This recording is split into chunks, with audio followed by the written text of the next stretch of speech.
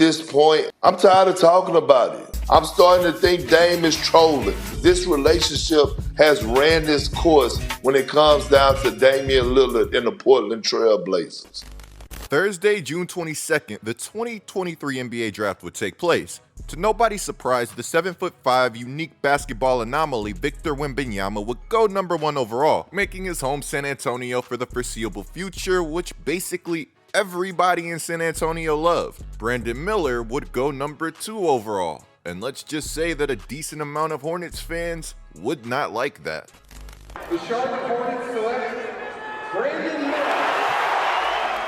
Even Hugo, the Charlotte Hornets mascot, would be disappointed in this pick, and that's saying something. I mean, just look at the disgust on the poor thing's face. With Wembanyama going 1 and Miller going 2, that would mean that the dynamic, high-flying floor general Scoot Henderson would fall to the Blazers, who had the 3rd pick in the draft. And there was no way that if the Blazers kept their pick, which they did, that they were passing on the opportunity to take him. Scoot is a beast.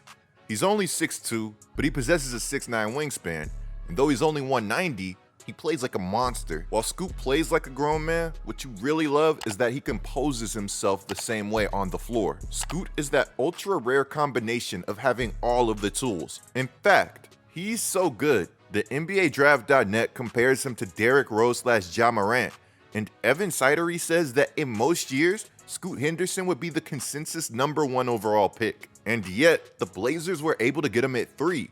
So what's the problem, you ask? The problem is that the Blazers already have a superstar point guard on their roster, and that superstar point guard recently made it known that he's ready for his team to go all in. And at the time that I'm making this video, they haven't. But you see, it's a bit deeper than that. Guys, we have a ton to discuss, but first, today's content is brought to you guys by Chime. Let's be real, guys. Good money habits start with Chime. And whether you just started your first job or just really want to get things right, Chime is giving you the opportunity of a lifetime. Because with Chime, you've always got the opportunity to get on the right financial path. When you sign up with Chime, you get access to benefits like getting paid 2 days early and fee-free overdraft for up to $200. Also with Chime, there are no monthly fees, no minimum balance, and no direct deposit required to become a member. Head on over to chime.com/coop and sign up for a Chime checking account today to link your first paycheck. It only takes 2 minutes and it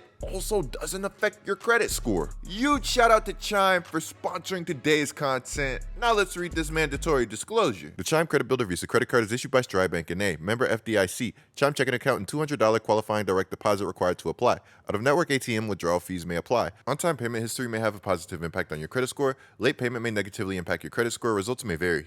When Damian Lillard was interviewed by Showtime Sports a handful of weeks ago, he said that I want to have the opportunity to win in Portland. We've got an opportunity asset-wise to build a team that can compete. If we can't do that, then it's a separate conversation that we would have to have. When Dame said this before the NBA draft, I thought that his message was pretty clear. Trade that pick or trade me. So far, the Blazers haven't done either, and if Scoot gets his wish, that's exactly how things will stay. Now, you know, a lot of the talk with the Blazers recently has been, what is Damian Lillard going to do? So we give you a chance. Why should Dame stay and see what it's like to play with Scoot? Honestly, you know, I think Dame should stay just because I think we just kind of, if we combine our games, it'll be over.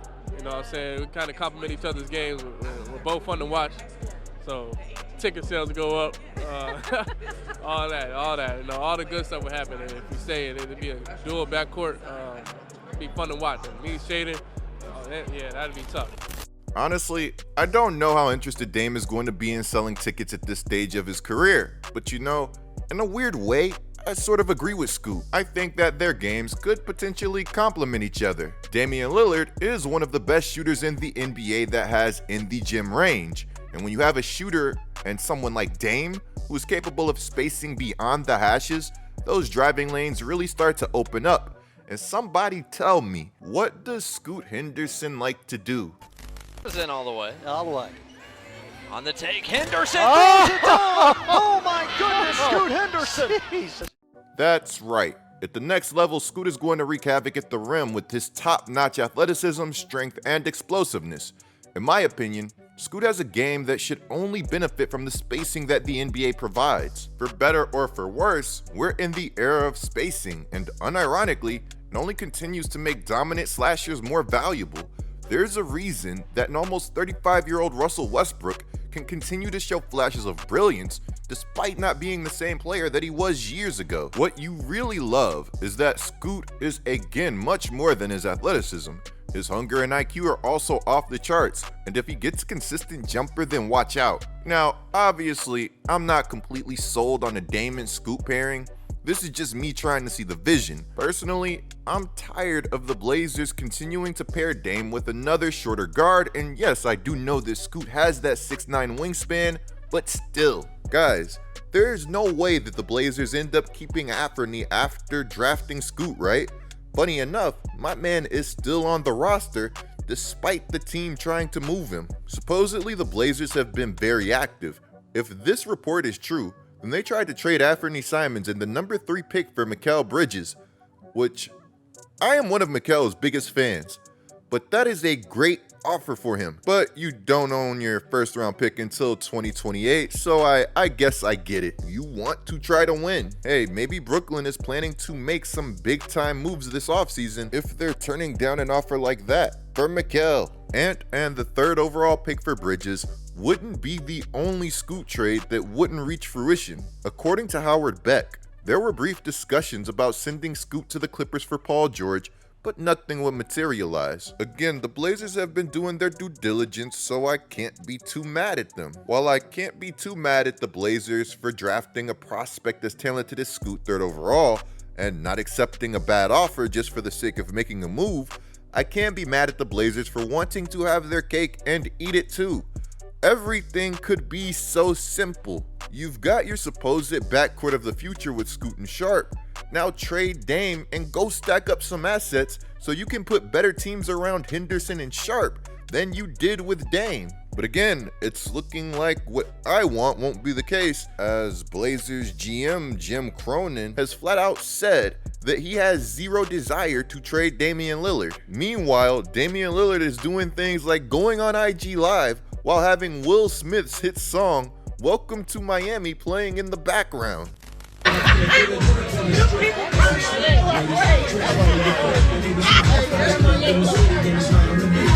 The NBA is the gift that keeps on giving. IG Live has been running a marathon this year. This IG Live, along with Dame flat out saying that he would want to play for Miami weeks ago, would cause immense speculation, and maybe rightfully so. This immense speculation would cause Dame's agent of all people to come out and clear the air. And I quote, "The music was just a coincidence.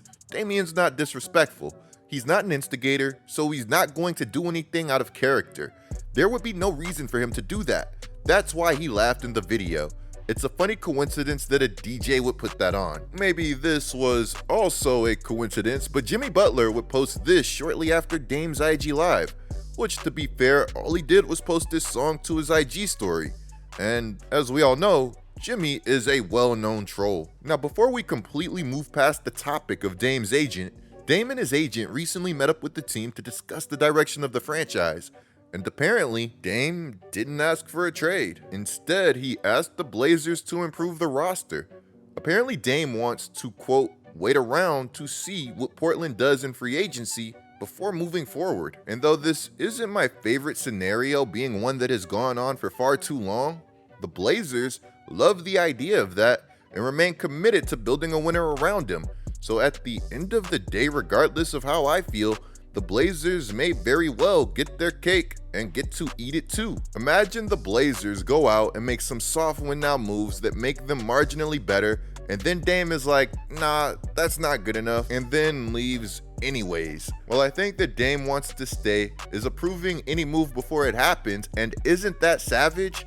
There's just always that possibility of something like that going down. I really don't think that this situation is as pure as the media is making it out to be. I do think that some leverage is being used, and I feel really good thinking that, considering that there are reports circulating that Dame's dream scenario is for the Blazers to re-sign Jeremy Grant while also signing Draymond Green. I'd actually really like both of these moves for the Portland Trail Blazers. You know, I really do like the Blazers roster. I think that their team is talented, and while that may have not reflected in the win column last year, I think that this team can be really good. That is, if Billups ends up being the coach that all Blazers fans want him to be. Blazers fans might hate me, but I'm just not a fan of the guy as a coach. Loved him as a player though. Now again, though I personally believe that there was some leverage being used against the Blazers, unintentionally or not, to quote Brian Windhorst, the tenor of the meeting was that he doesn't want to put pressure on the Blazers. It did take some people by surprise that Damian Lillard didn't go forward with that, as everyone was expecting him to. Guys, when taking in all of this news, remember that this is a fragile situation that can change at the blink of an eye. We've seen that happen too many times already. Now, when or if it does change, Miami will be ready to pounce. According to Chris Haynes, the Miami Heat are focused on Damian Lillard. They think that a change of scenery is happening for him this offseason. Guys, in the comments below, let me know what you think of everything. Clicking the video on the screen right now is a great way to support my channel. I'm GetLikeCoop, bringing you guys the scoop until our next upload.